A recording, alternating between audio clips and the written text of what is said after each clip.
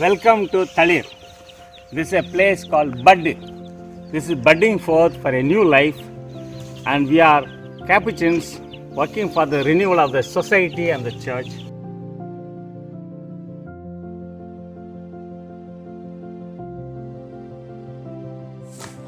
प्रभु यीशु ख्रिस्त में मेरे प्रिय भाइयों और बहनों, आज माता कलीसिया के साथ हम प्रभु यीशु के स्वर्गारोहण का पर्व मना रहे हैं।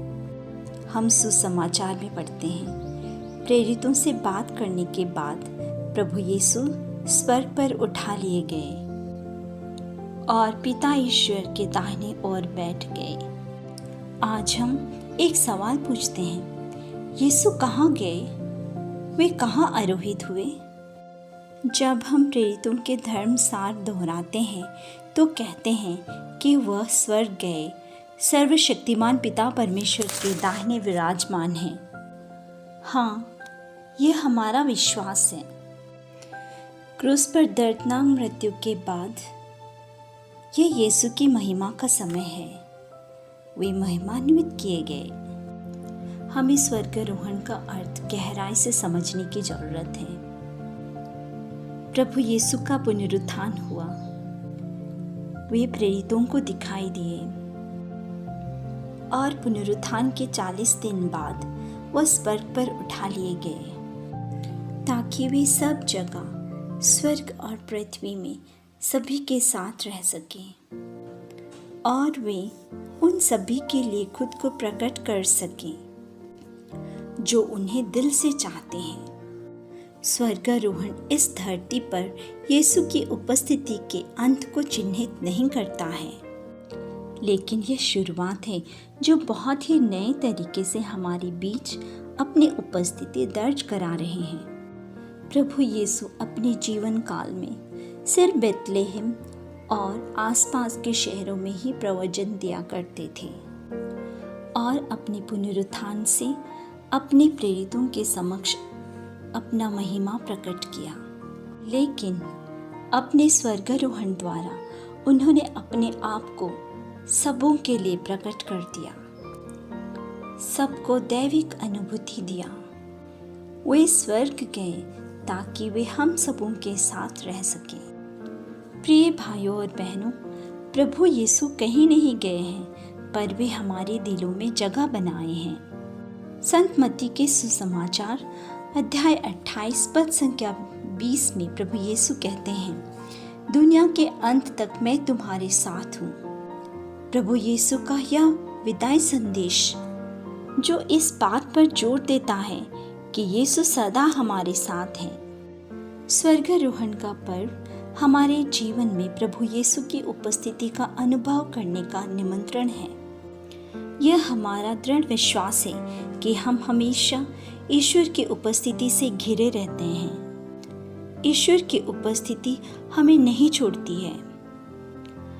निर्गमन ग्रंथ में हम पढ़ते हैं, यहोवा इस्राएलियों को मार्गदर्शन करने के लिए दिन में बादल के स्तंभ में उनके आगे आगे जाते थे और रात में आग के एक स्तंभ में उन्हें प्रकाश देते थे ताकि वे दिन और रात यात्रा कर सकें। हमारे ईश्वर का वादा है कि वे हमारे साथ सदा रहेंगे।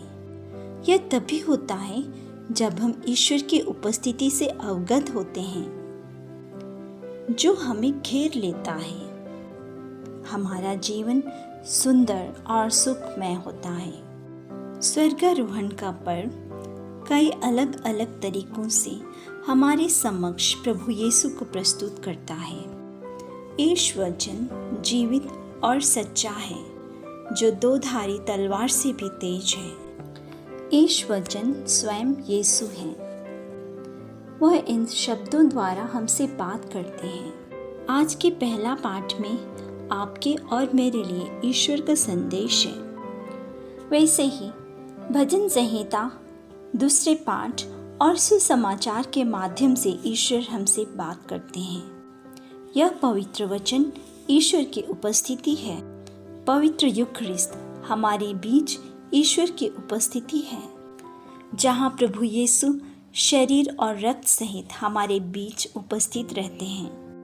प्रभु यीशु हमारे लिए दुनिया में आए, क्रूस पर ठोके गए, मर गए और मृतकों में से जी उठे और भी स्वर्ग गए। वही प्रभु दिन रात इस पवित्र परम प्रसाद में हमारे लिए जीवित रहते हैं। स्वर्गारोहण का त्योहार न केवल हमारे जीवन में यीशु की उपस्थिति को पहचानने के लिए है, बल्कि सबों को भी हमारे जीवन में यीशु की उपस्थिति का अनुभव कराने के लिए है। हम प्रभु यीशु की उपस्थिति के वाहक हैं, यही हमारा बुलाहट है। हमारा कार्य एक ऐसा जीवन जीना है जिससे सभी लोग प्रभु यीशु की उपस्थिति का अनुभव कर सकें। हमारे पारिवारिक संबंधों में प्रेम, दान, क्षमा, सज्जनता होनी चाहिए। यीशु युग युगों तक जीवित रहेंगे। यीशु ने कहा था, पूरी दुनिया में जाओ और प्रत्येक प्राणी को सुसमाचार सुनाओ।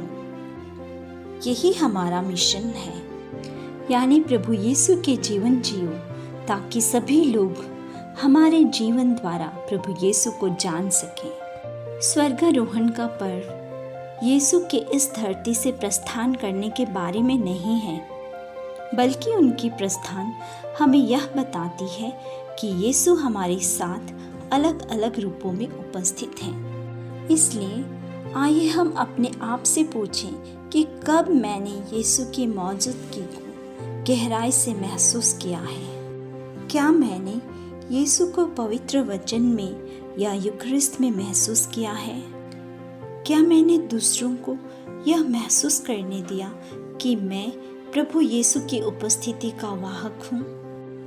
हे प्रभु यीशु, आपने स्वर्गारोहण के पहले अपने प्रेरितों से पृथ्वी के हर एक कोने में जाकर आपके गवाही बनने के लिए कहा था। हे प्रभु, मुझे भी अपनी आत्मा प्रदान कर ताकि मैं भी आपकी गवाही बन सकूं, आपके उपस्थिति का वाहक बन सकूं। मुझे कृपा दे कि मैं आपके जीवन जी सकूं। आमीन।